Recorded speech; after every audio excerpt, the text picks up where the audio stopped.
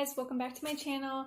Today's video is about secular music and why I don't listen to it anymore. Now, I mentioned this a little bit in my testimony video, but I used to be the girl who really loved secular music. I grew up not listening to secular music actually, which I think made me want to do it more. My sister and I were always pretty shielded from that stuff.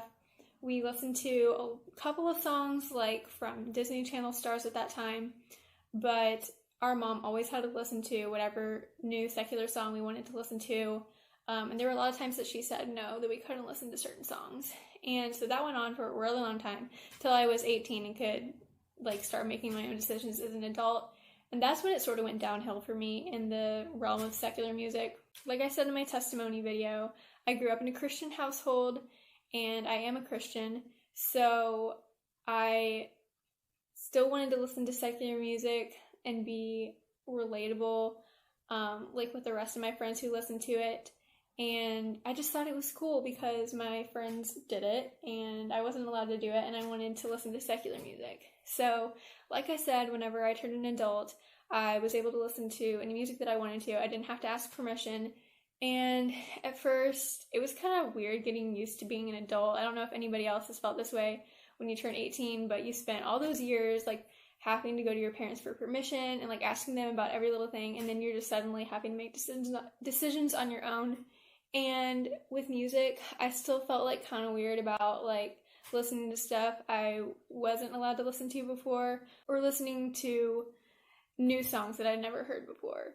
I was so used to, asking permission. But eventually it got to where it was just easier for me to start listening to really anything that I wanted to. I did have a few rules set out in my mind, I guess, of stuff that I didn't want to listen to. I didn't want to listen to anything with profanity in it or any, sexual content. That's something I didn't want to listen to. So I didn't listen to those songs, but I did listen to some songs that I probably shouldn't have listened to. At first it was pretty harmless, I liked all the stuff like Taylor Swift, Demi Lovato, Selena Gomez, stuff like that. And then I started getting into Billie Eilish, Camila Cabello, and as the singers I was listening to started maturing, so did their music. And they were putting out new music that I probably shouldn't have been listening to, but I did. And I remember in those moments, I would listen to some of those songs and feel guilty about it. And this was before 2018, as I mentioned in my testimony video, whenever I surrendered my life to Christ, officially. I had been a Christian, I believe, up until that point, but I wasn't living like it.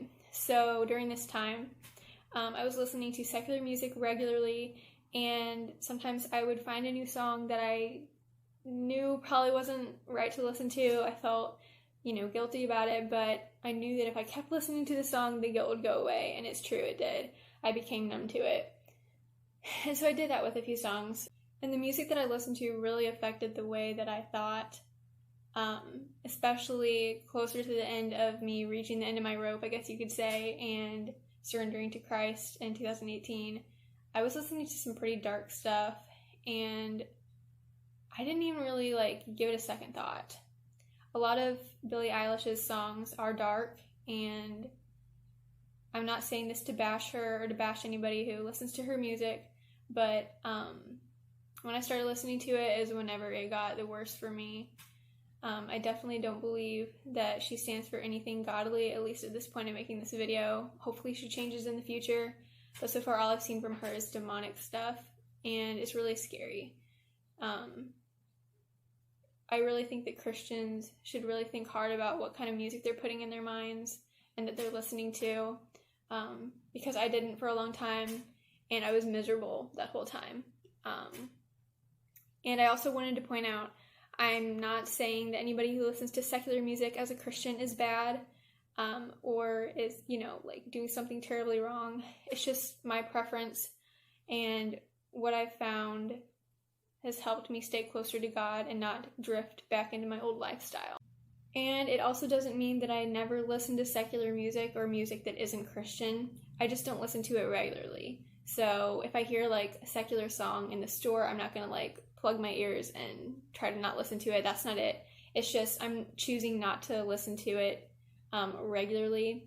There are still songs that aren't Christian that I like classic music, like 60s, 70s music.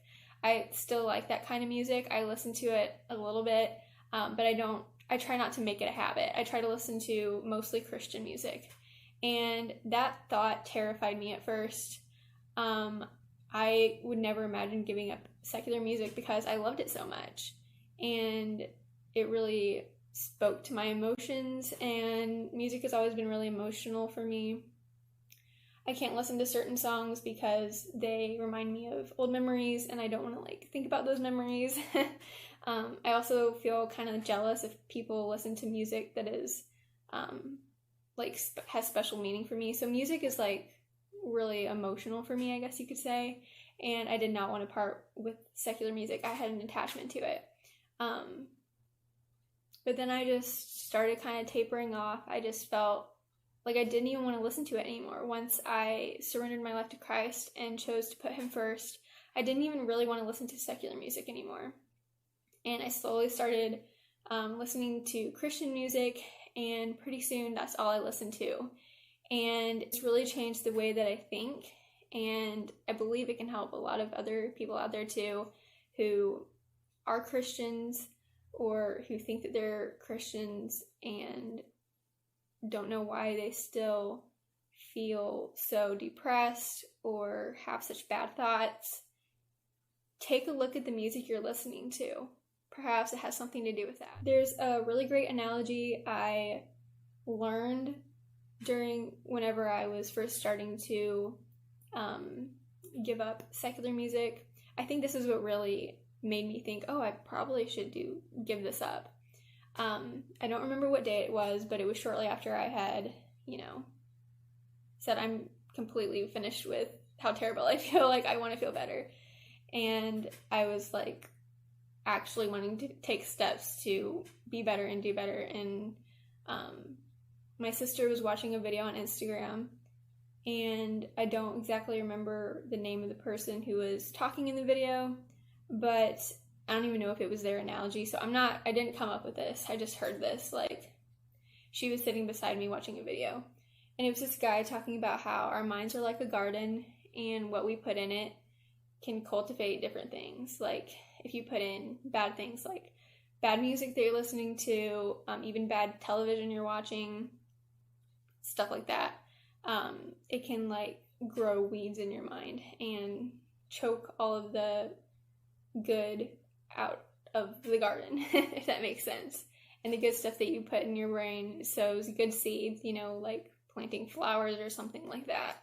And I never heard that before, and it really just made me think of all the garbage I was putting inside my brain and how the secular music I was listening to was just growing weeds in my mind, and I wanted to rip those up, and I didn't want to listen to it anymore.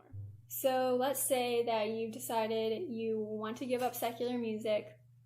You want to just listen to Christian music. Believe me, I know it's kind of scary to jump into that. But what helped me was not saying, okay, I'm definitely not ever listening to secular music ever again. I just sort of thought of it in my mind as I don't want to listen to it. And it's just my choice and my preference to listen to Christian music over secular music. Not that I'll never listen to it again, but I just would rather listen to Christian music. And so that's what I've been doing for the last 3 years. And let's say you want to do that too, and you don't know who to listen to, or you think Christian music is boring. I get it. I used to think the same thing. But there are a lot of great Christian artists out there that has good, clean music, and I'm going to recommend some of those to you. So I have a list here of some of the artists that I listen to, and I'm going to try to link their channels in the description below in case you want to check them out. But the first on my list I have is Terrain. I hope I'm pronouncing her name right.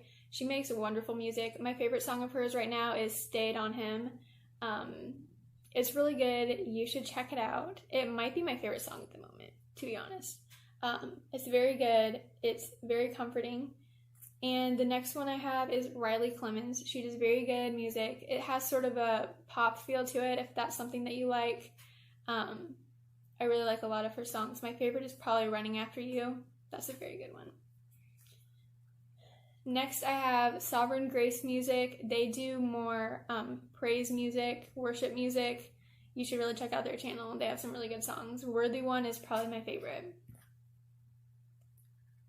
Then I have ones like Unspoken, Jeremy Camp, May Angelus. She's one of my top favorites. I really love her song, Never Want to Go Back. That's what it's called. I had a hard time thinking of the title. But that's a very good song. It really reminds me of the Bible verse that talks about how the old person that you were passed away whenever you came to Christ, and that you're a new creation. That's what it reminds me of. I really like that song. There's the band Cain. They have a wonderful harmony. You should really check it out. If you like harmony and you like groups like that, they're a sibling group. They're very good. And there's Mercy Me. There's Zach Williams, Katie Hurst, and there's Corin Hawthorne. She makes really good sort of like pop music too. But they're all Christian artists. They have good Christian music. Like I said, I'll try to put the links to their channels in the description if you want to check it out. I highly recommend it. And now I would like to talk about some Christian music that I recommend you don't listen to. Sorry about the lighting, by the way.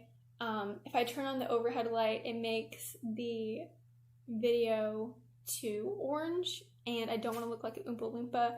So I have the light off, and I was working with the natural light, and it's kind of getting cloudy out. So right now I'm going to talk about Christian music that I recommend you don't listen to. This is kind of a touchy subject with some people. And before I just listened to any Christian music I found, I was thinking, oh, they're singing about God. It's perfect. It's great. There's nothing wrong with it. But then at the beginning of last year, I started realizing that a lot of mainstream worship music groups come from churches that are not biblically sound. And the people in the groups, you know, support the church that they're standing behind. They're part of that whole modern Christian music and just modern Christianity movement. And the majority of what they stand for is unbiblical and sometimes downright blasphemous. There are a lot of videos that you can watch on the subject.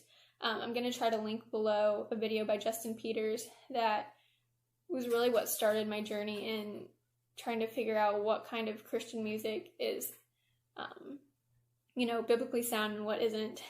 And to you, it may not matter the people behind the song if they're, if what they believe in is biblical or not, but it matters to me because if they're singing about a God that isn't of the Bible, then they're not singing about Jesus.